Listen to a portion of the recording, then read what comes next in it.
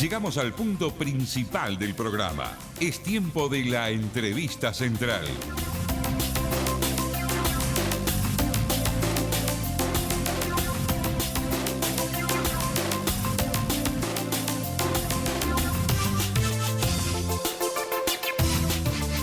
Amigas, amigos, tiempo y momento de dar la bienvenida al invitado de hoy. Estamos junto a la diputada doctora Graciela Bianchi, pero no sin antes decirle a la audiencia que pueden también preguntar a través de las vías de comunicación, a través del 1221, a través del 096-600-8850. Hoy vamos a estar hablando de varios temas. Hablar de lo que es educación. Venimos de hacer recién de un paro, un conflicto en lo que es la educación. Damos la bienvenida en esta mañana y madrugadora, doctora Graciela Bianchi. Buen Muchas día. Gracias, encantada. A mí me encanta la mañana temprano. Bueno, conflicto en la educación, doctora Graciela Bianchi. Venimos ayer de un conflicto prácticamente. Estamos en un conflicto. Estamos en un conflicto. Yo diría que desde el comienzo de la década del 60. Sí, y que el 11 habría otro paro. Lo que estamos son los paros. Estos paros que me llama la atención que autoridades de gobierno que antes estuvieron en la oposición y apoyaban todos los paros y frenaron la reforma de Rama en el año 95, que yo por supuesto tenía mis discrepancias, pero bueno, había una reforma con proyecto, con fundamentación. La trancaron férreamente las mismas autoridades que ahora sostienen que la pérdida de clases perjudica a los estudiantes. Entonces, a mí lo que me ratifica es que realmente yo por lo menos tengo algo a favor, que es la coherencia. O sea, porque yo no podría estar en este momento diciendo las cosas que cuando estaba en la oposición lo estaba afirmando. Bueno, estos paros, es un año difícil siempre el de presupuesto, pero los sindicatos y los profesores, que no es lo mismo, pero ambos están muy enojados con todo lo que ha sido el derrotero de la administración Frente Amplista en la educación. Ha sido una de las otra de las desilusiones. ¿Por qué la gente lo volvió a votar? Bueno, eso los politólogos tienen que contestarlo. ¿Qué le deja el tema de, hablando del tema de conflicto por allí, es algo, la gestión de Vázquez es más de lo mismo? Obviamente. Lo único que Vázquez y su equipo son gente más prolija, administran mejor el sistema capitalista, porque tienen clarísimo que es el sistema que quieren defender, son tan neoliberales como los que insisten sistemáticamente que la década del 90, que parece una letanía, que cada vez que surge una discusión sobre algo se vuelve a la década del 90. Yo estoy tratando de demostrar que yo sigo pensando lo mismo, lo único que pensaba en el 90, o sea, en contra del neoliberalismo, pero sí hoy día reconozco, por eso estoy en el partido donde estoy, que tenían razón. Que el Uruguay tenía que abrirse al mundo, que el Uruguay tenía que firmar los tratados internacionales comerciales que tiene que firmar. Y bueno, lo que pasa que hay que ser coherente. Ayer casualmente estuvo por aquí José Olivera de FENAPES, sí, y hablábamos del tema de lo que es la educación y el compromiso que tiene que tener cada gobierno. Y que hablábamos también del expresidente José Mujica.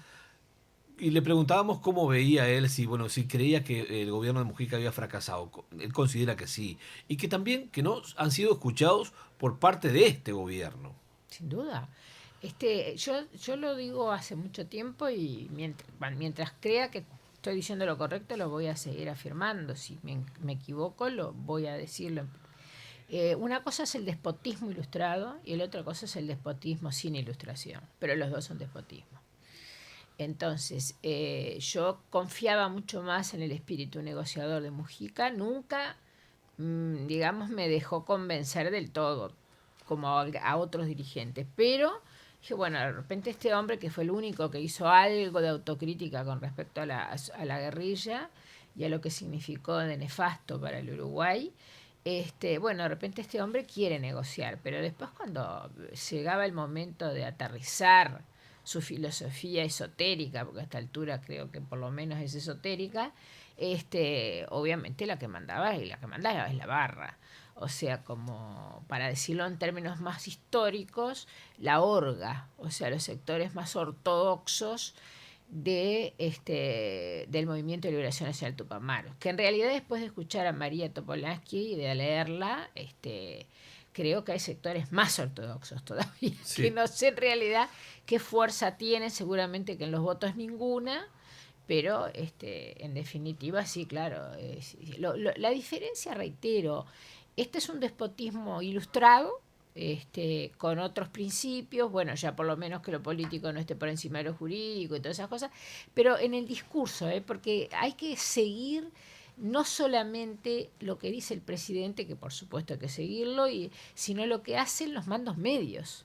Porque en los mandos medios siguen estando las mismas personas y en educación El siguen gobierno estando las mismas personas. no ha tomado la dimensión de lo que es educación, me parece. No le importa. Porque no le importa. le voy a leer 2 artículos, digo casualmente, que salen del Diario de la República, que surgen de hoy como titulares. Faltan docentes en escuelas. A Demus Soriano le traspasó al diputado frente amplista Enzo Malán una serie de inquietudes, entre las que estaba la falta de docentes, el estado de inicio de algunos de los centros de estudio y además la poca autonomía del Codicen, ya que notan cierta injerencia del MEC con transformaciones Sí. Perdón que te interrumpí. Que desconoce la autonomía del Codicen. Precisamente asimismo sostienen que se intentará dialogar con los demás representantes nacionales del departamento. Otra de las noticias también que trae la República: Salto, hay denuncias de los docentes, pero la resolución del tema de demora, preocupación de la violencia en centros educativos, estudiantes violentos entre sí y también amenaza a los docentes. Por supuesto.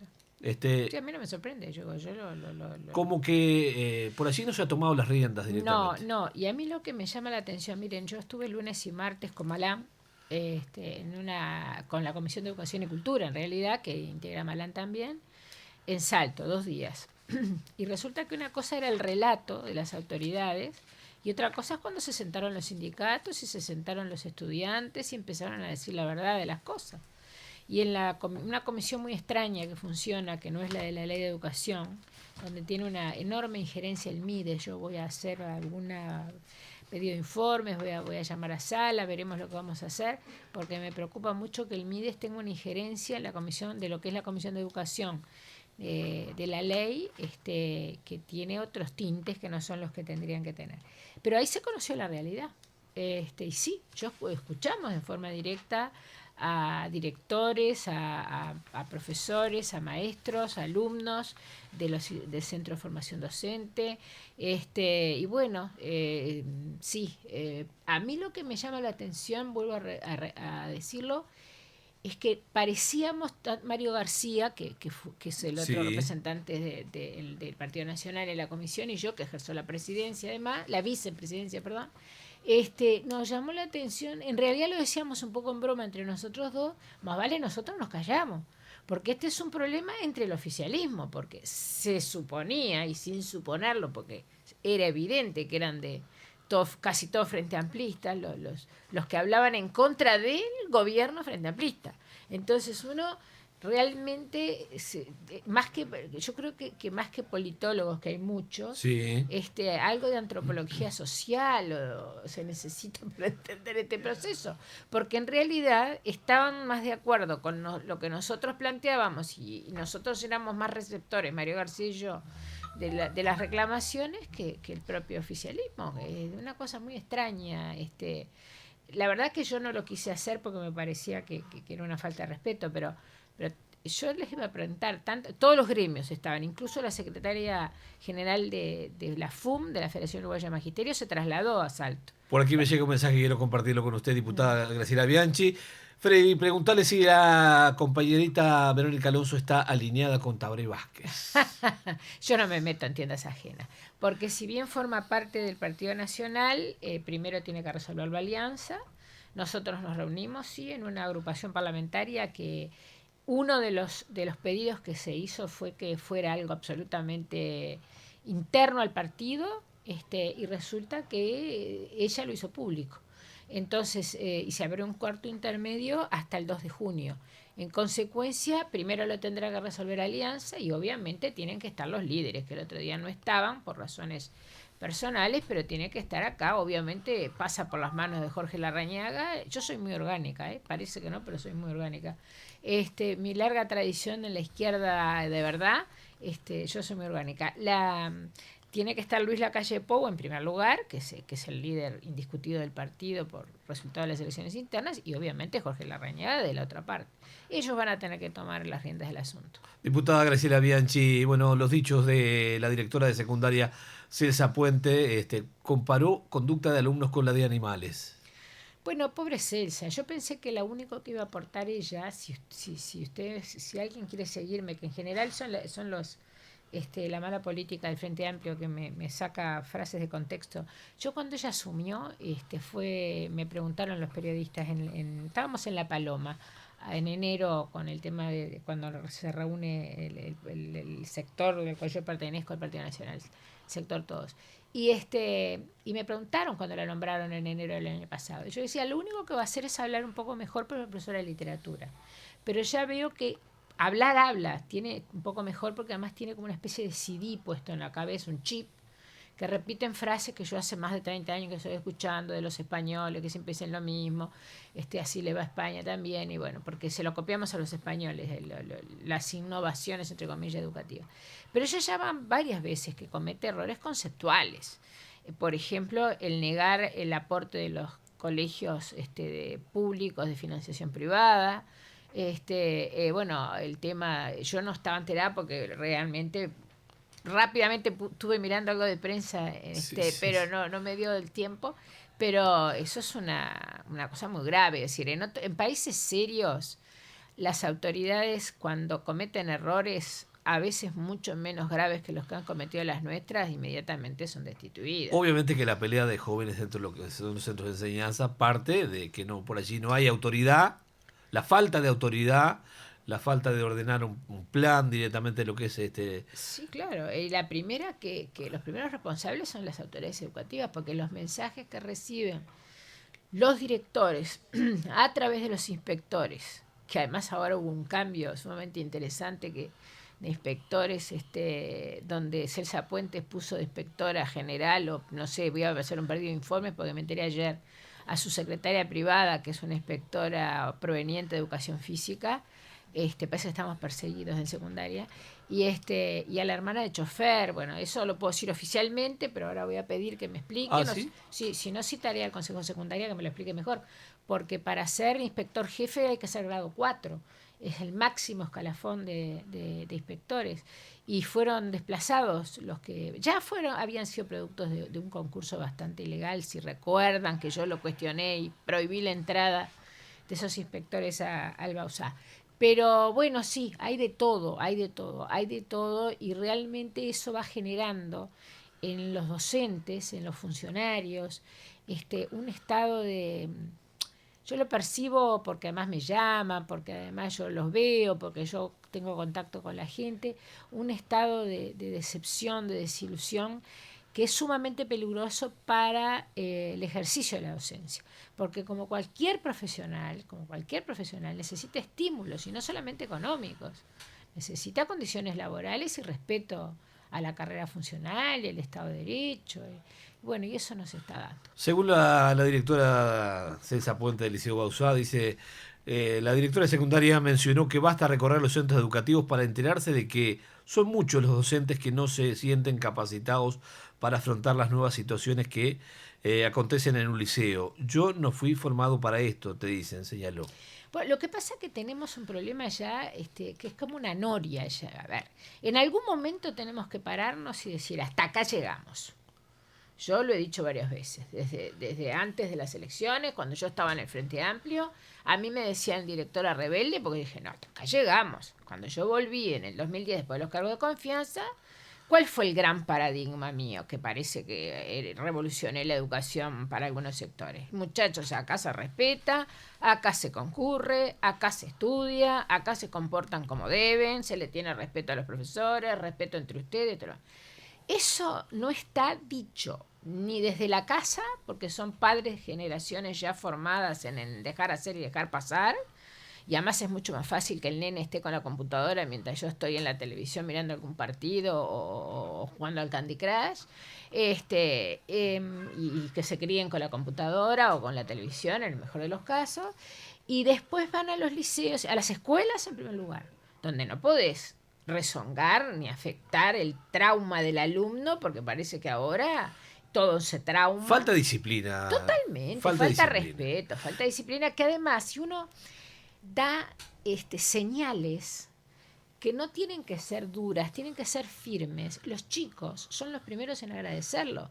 Pero porque uno asocia... los alumnos, miren, yo tuve el gran orgullo de cuando fui ahora a Salto, uno de los doctores de nada menos que en especialización hídrica, que es una especialización que se formó en el exterior y ahora volvió, fue alumno del Bauzá y me reconoció inmediatamente. Yo a él me resulta más difícil por la cantidad de estudiantes.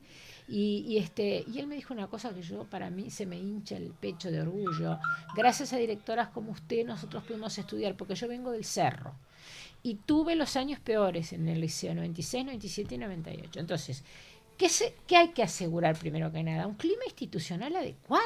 A eso iba, digo, cuando uno asocia los dichos propiamente de la directora Celsa Puente, donde dice, jóvenes tienen un modo de mirarse que se parecen más al de un programa de Animal Planet, digo, ya ahí directamente hay una falla de autoridad. Pero que se vaya, porque a los inspectores, los que les dan las órdenes de que no se pueden tocar a los alumnos con sanciones, ni con observaciones, ni con nada, son ellos. Y los inspectores acobardan a los directores, y los directores acobardan a los profesores. Es una cadena de mandos. Esto en primaria empezó antes. Por eso es que nosotros tenemos la situación más agravada. Y en secundaria bueno, ahora en la universidad también, porque ya se hizo público por parte del Consejo que van a flexibilizar el egreso. Ahora, que me avisen, sobre todo en la Facultad de Medicina, quiénes son los médicos que van a egresar, que me den los nombres, porque me iré a atender al exterior. Porque si un escribano, un abogado se equivoca, se pierde plata. Si un sociólogo dice una pavada más o una pavada menos, y más o menos. Pero los médicos quiero que estén bien formados, los ingenieros también, y bueno, bienvenidos a la realidad de que en realidad la inclusión se está entendiendo al revés. Aquí tenemos otro mensaje que dice más, un celular que termina en 686, que le pedimos a la audiencia que cada vez que nos envíen un mensaje pongan su nombre y de qué barrio lo hacen, si es que son de aquí de la capital, o si son del interior también, de qué lugar lo están haciendo. Dice, el problema es la marihuana, no se dan cuenta. No, la marihuana, yo estoy de acuerdo que es un problema, pero la marihuana es una consecuencia. Es decir, cuando yo soy de la generación del 68, tengo 61 años, nosotros éramos los que arrancamos con toda la liberación femenina, el tema del consumo de marihuana, el tema de los Beatles, el tema de... Bueno, ninguno consumía marihuana. Eso pasaba en otros países y acá era una excentricidad, y que si alguno de nuestros compañeros en algún momento osaba delante de cualquiera de nosotros, pero es verdad que era así. ¿Por qué? Porque no estaba el caldo de cultivo, porque cada uno de nosotros tenía un objetivo de vida, sabíamos que si estudiábamos o conseguíamos un buen trabajo con una buena educación primaria, un buen primer ciclo, podíamos organizar nuestra vida y teníamos un proyecto de vida, reitero, realizable, valga la redundancia. Estos chicos que consumen la marihuana y la cocaína y el LSD y todo lo demás, porque miren que el LSD se da, ingresan por la marihuana, ingresan por el alcohol, ingresan por la marihuana, y bueno, ellos en realidad es una consecuencia. Cuando era un país serio, nosotros decíamos que lo que había que estudiar y resolver era la demanda, no la oferta. Tenemos que atender a la cantidad de gente que necesita drogas para vivir. ¿Por qué lo necesita? O sea, que el combate a la droga no se da ni por los métodos tradicionales, ni mucho menos por la ley aprobada por Mujica, que ahora Tabaré Vázquez no sabe cómo salir de la situación. Por eso se agarró con el tema del alcohol, que es una gran cortina de humo. Que por allí hay cierta preocupación por la industria bodeguera y también, hay preocupación que se está matando la industria. Yo estoy preocupada por todo, y en especial estoy preocupada porque es una comisión que funciona fuera del Parlamento. ¿Por qué? Es una comisión que tiene que tener nivel parlamentario, la ley la va a aprobar el Parlamento. ¿Por qué se está funcionando en forma paralela al Parlamento? Es una cosa muy grave. Y a mí me acaba de pasar algo que yo hoy lo voy a dar a conocer con un comunicado de prensa, porque lo confirmé anoche. Ya estaba arreglada la ida de la ministra de Educación y coordinada, después de hace más de un mes que pedimos. ¿Cuándo tenía? El 3. Y nos avisaron de apuro que no, que el 3 iban a ir las autoridades de la educación y a la comisión de esta que funciona para Parlamento con el presidente de la República, y entonces desconociendo un acuerdo que se llegó con la Comisión de Educación y Cultura, donde además están representados todos los partidos políticos, obviamente que el oficialismo tiene la mayoría, pero estamos todos los partidos políticos, es un desconocimiento, una falta de respeto, así yo la entendí, porque cuando uno tiene una reunión prevista y coordinada con más de un mes de antelación, al presidente se le puede decir, mire, disculpe presidente, pero tenemos ya nada menos que una comparecencia en el Parlamento. En consecuencia, yo cuando doy estas pequeñas batallas, para mí no son pequeñas batallas. Yo exigí que no fuera el 2, porque ya habían decidido que fuera el 2, y que se hiciera el día de funcionamiento de la comisión, y va a ir el 10 de junio. Para mí estas no son pequeñas batallas. Si no entienden que la soberanía reside en la nación, y que realmente toda la nación está representada en el Parlamento, más que en ningún otro poder del Estado, por supuesto que el Poder Judicial y por supuesto el Poder Ejecutivo, pero el Parlamento representa a toda la población. En consecuencia hay que respetarlo. Y yo voy a pelear por el respeto del Parlamento. Y estas cosas que a veces de repente pueden parecer como que yo lo que tengo son fama de que peleo por todo. No. Estas pequeñas grandes cosas son significativas en el respeto al Parlamento, y que el presidente tiene que darse cuenta que el Parlamento es muy importante. Por aquí llega otro mensaje hablando de lo que es el alcohol y bueno, la industria bodeguera que se empieza a manifestar también. Sí. Dice, está bueno el tema de la uva y el vino. Dice, estamos como locos, nos fundimos. Leo es quien envía este mensaje, preocupado también, un viticultor que bueno, por allí no se mide el esfuerzo del trabajador rural, el viticultor, lo que es la industria bodeguera, cuánto mueve.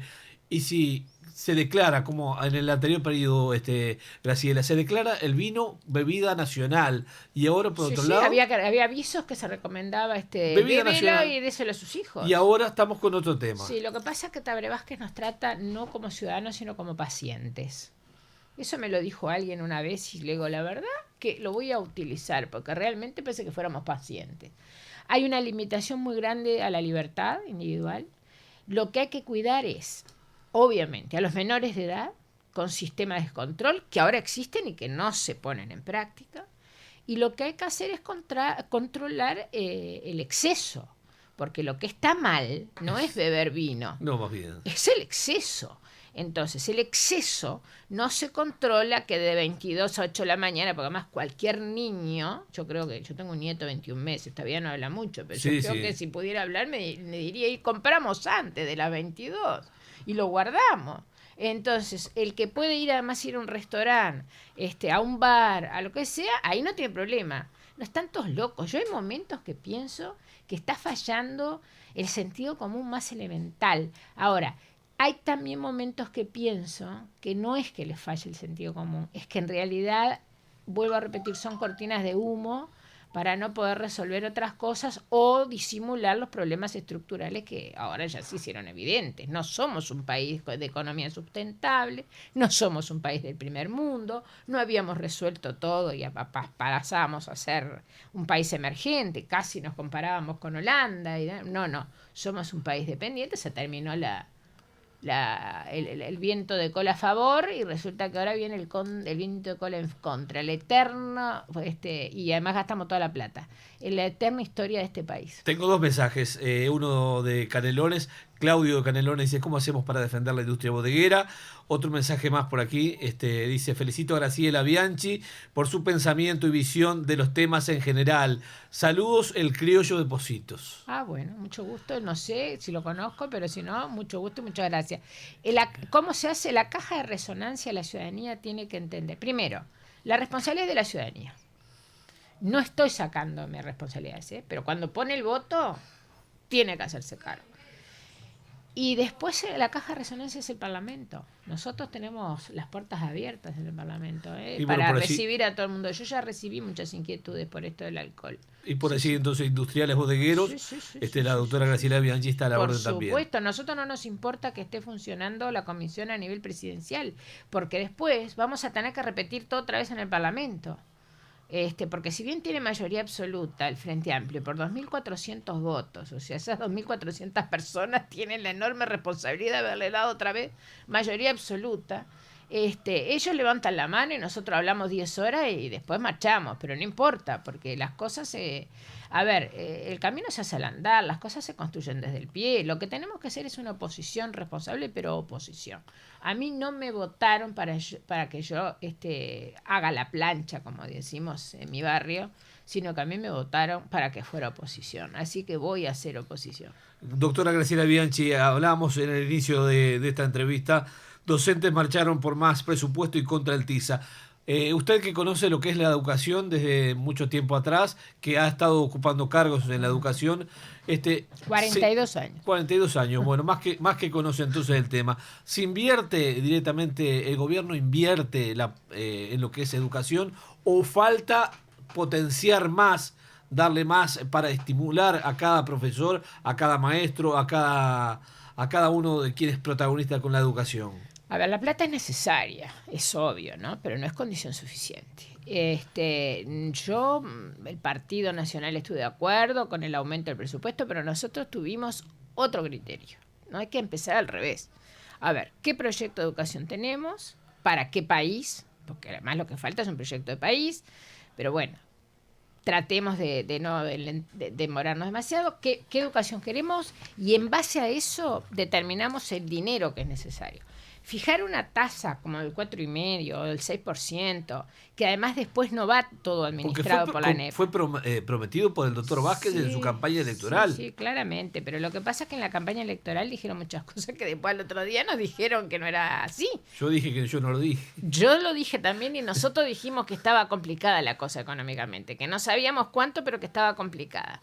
Bueno, a mí entre el 4,5 y el 6 yo no estoy de acuerdo, porque además, digamos, fijando esos porcentajes sin decir para qué.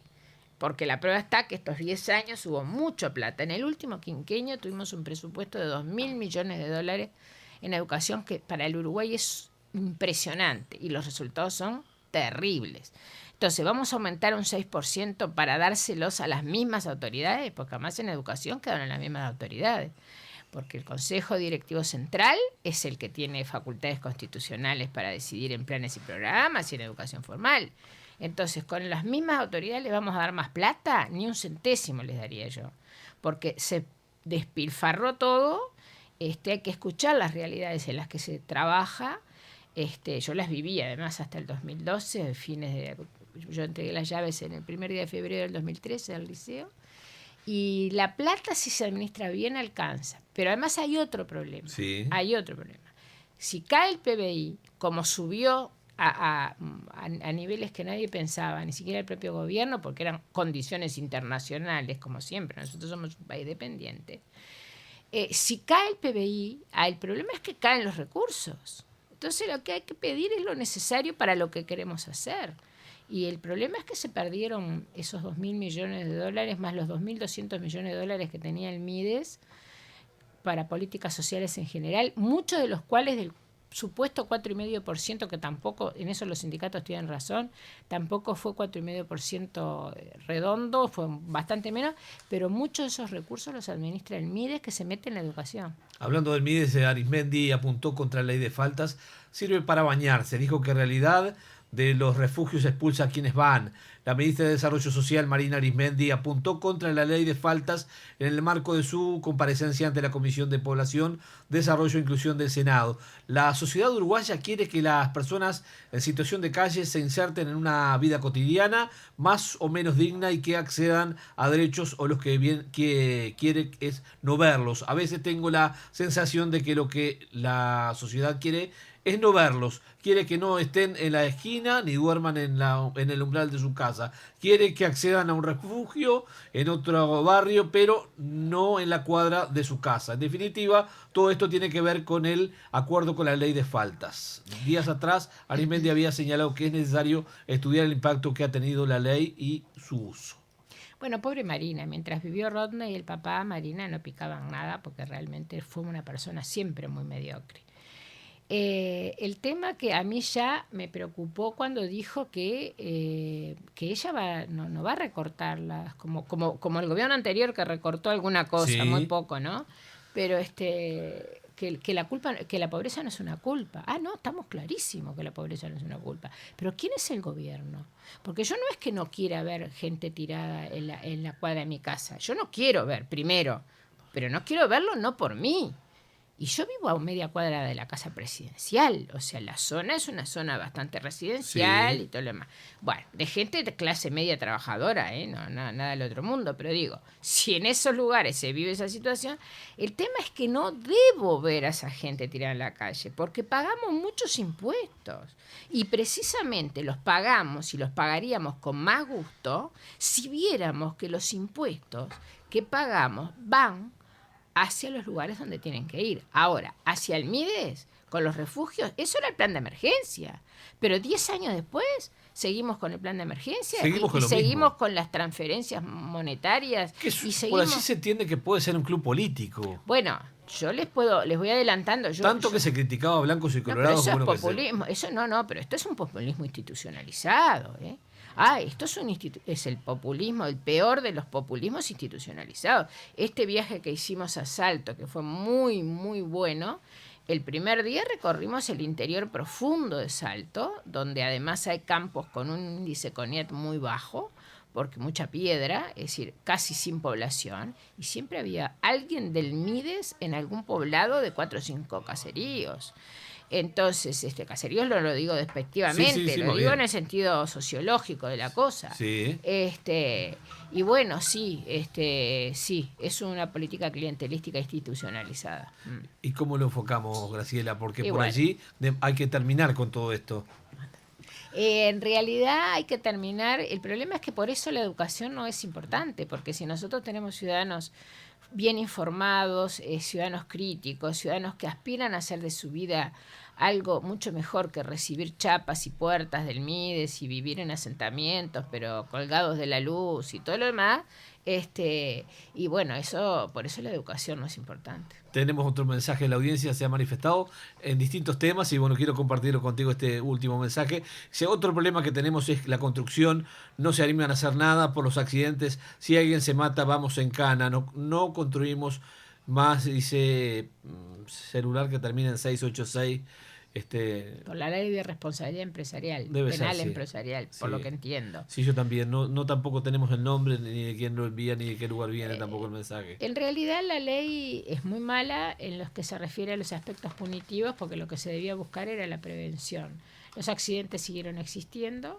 Yo no creo que se construya menos por eso, porque en realidad la gente que tiene más sensatez que los gobernantes se dieron cuenta que es una ley inaplicable. Y los jueces, obviamente, fueron los primeros. Y además tuvieron la mala suerte por que la primera víctima, desgraciadamente para el país, pero bueno, le salió tan mal la cosa que la primera víctima tendría que haber ido presa la intendenta. Si se hubiera aplicado la ley como delito de peligro, como está...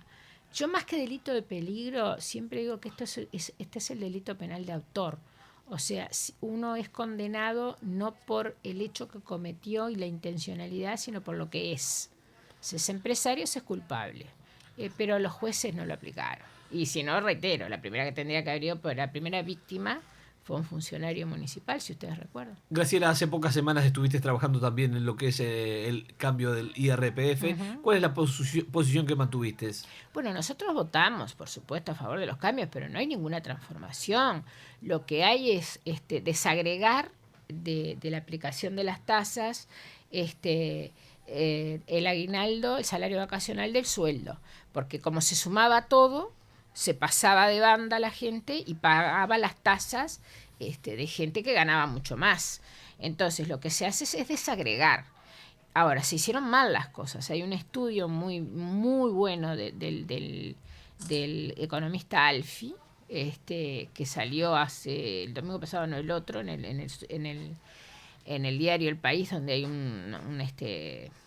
un suplemento de economía y mercado. Estuvo por aquí el pasado martes. Bueno, me alegro. Él habrá explicado los errores que se cometieron. Errores, o sea, no son solamente errores conceptuales, son errores matemáticos.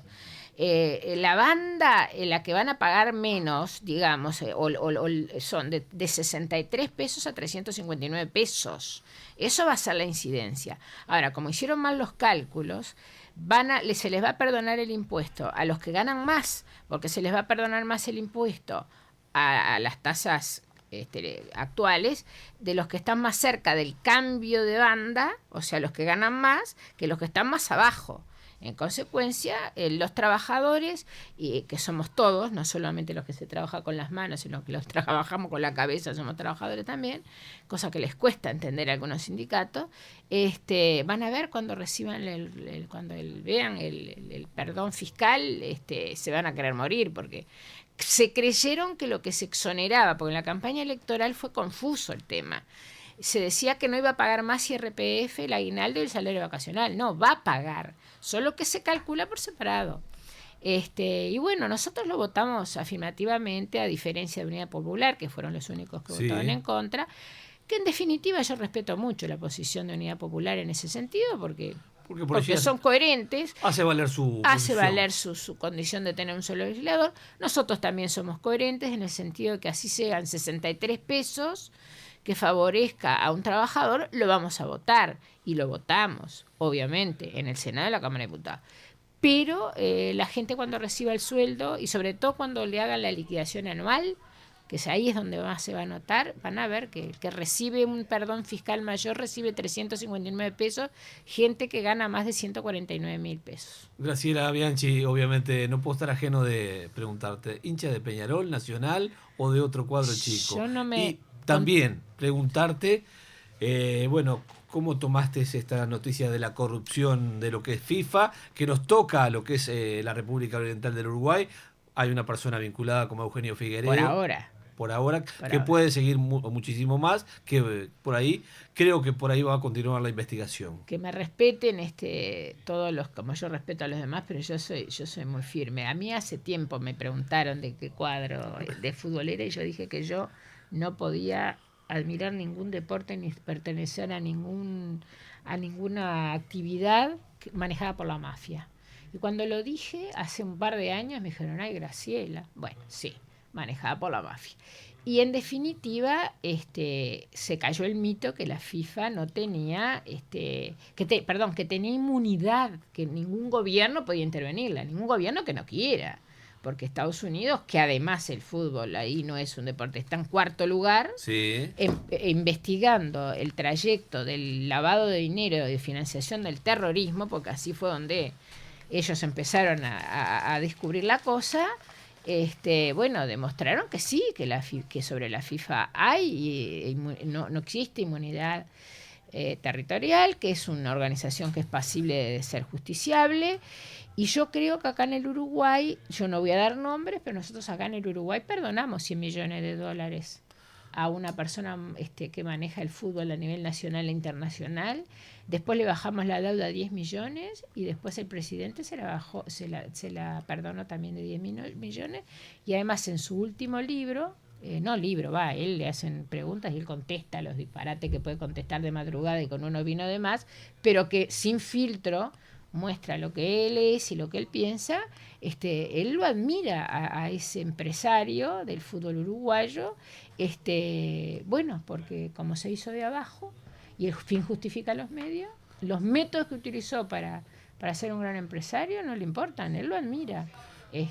Así que me estoy refiriendo claramente a Paco Casal. Y bueno, esos son los valores. Y a mí no me sorprendió lo que sí. Creo que esto va a seguir una gran cadena de investigación. Sin duda, y acá va a caer más gente. Yo lo que... por allí también se habla que empresas vinculadas al traspaso de dinero, inclusive bancos. Pero obvio, ¿y dónde se lava la plata?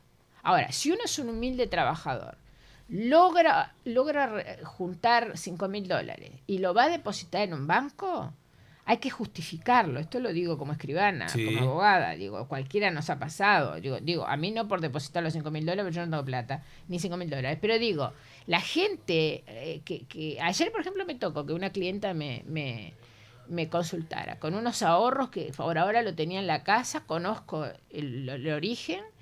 Y en el propio Banco República no se le aceptaron el dinero, sino justificado dónde venía, y les puedo garantizar que era una cifra pequeña. Estaba en el entorno de los $10.000. ¿Y cómo hacen estos para lavar 150 millones de dólares? ¿Qué es lo que se sabe hasta ahora? ¿Vieron las reservas? Esto es la punta de la madeja. Totalmente. ¿Vieron las reservas de la FIFA?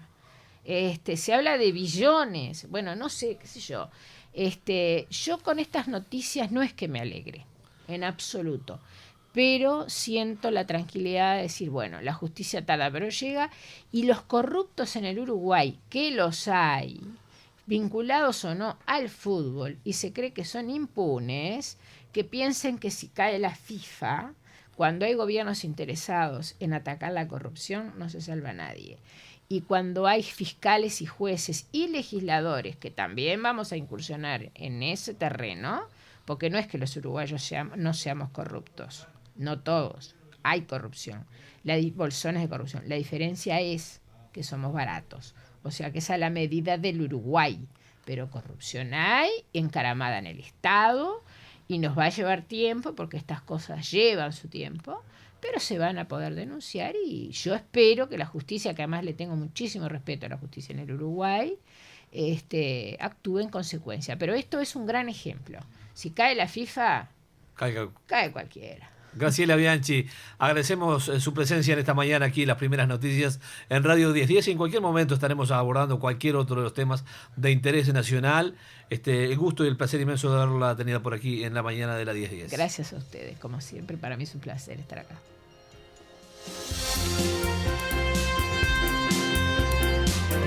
Amigas, amigos, nos estamos despidiendo, Nos reencontramos ya.